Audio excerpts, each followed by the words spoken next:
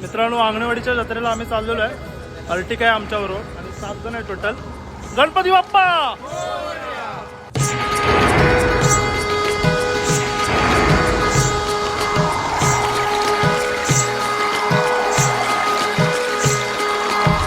मित्रांनो, अंगणवाडीच्या दर्शनासाठी आम्ही चाललेलो आहे बारडी देवीच्या.